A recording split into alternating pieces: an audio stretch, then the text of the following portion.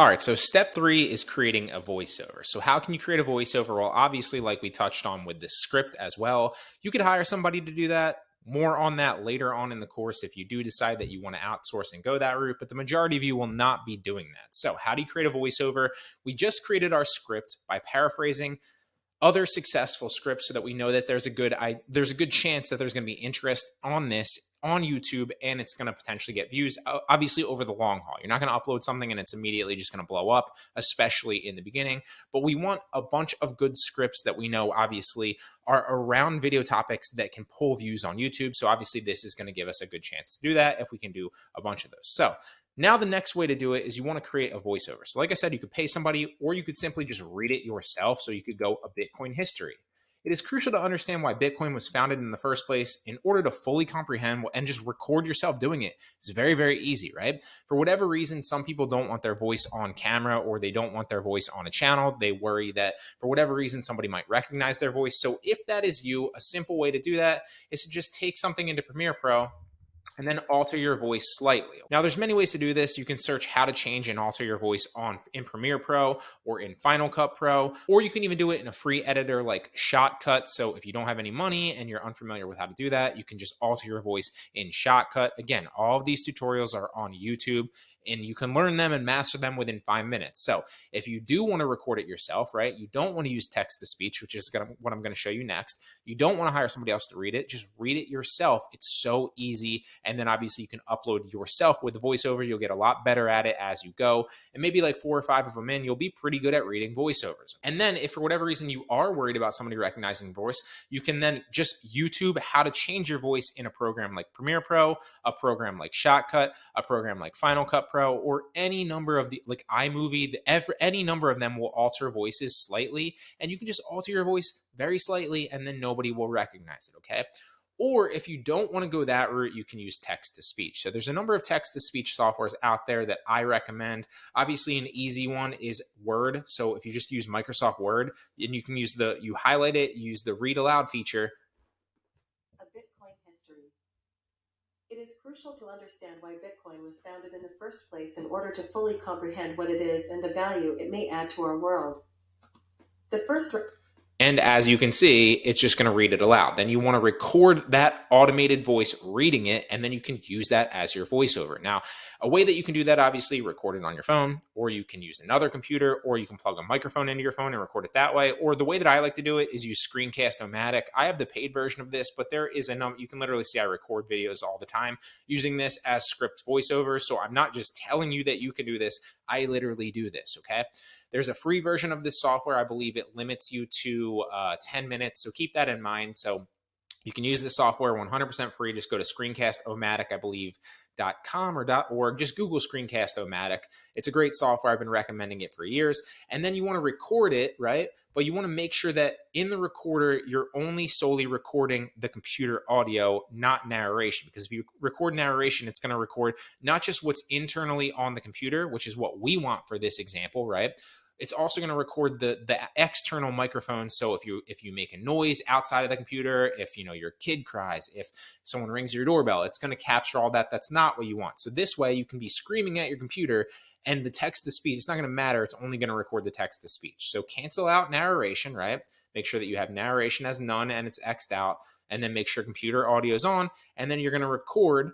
And then once it drops down, you're simply going to highlight it and right click and read aloud. And then as you'll see, it'll start going through the read aloud process. If it doesn't, obviously, then right click again, make sure that it does. And then you just want to simply record this and then take it in again to an editor. You can use the YouTube editor, which is free. You can also use Adobe Premiere Pro, Final Cut Pro, iMovie, Shotcut is free. There's a number of video editors out there, and then you can obviously just overlay that. So all you basically want to do is you want to cut out the very beginning. So let me show you really fast. If we record this, let's record another one. We're going to highlight this. We're going to record.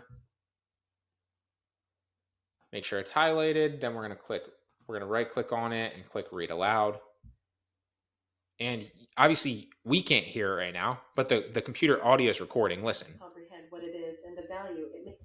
Okay, but I muted it, so it doesn't matter because it's still reading internally in the computer. So I can literally have a long script and then go about my life and just have this record as a voiceover automatically, and I don't have to do anything about it. So I'm going to pause it here, and basically what you want to do now is you want to save it. I'm going to stop the recording here.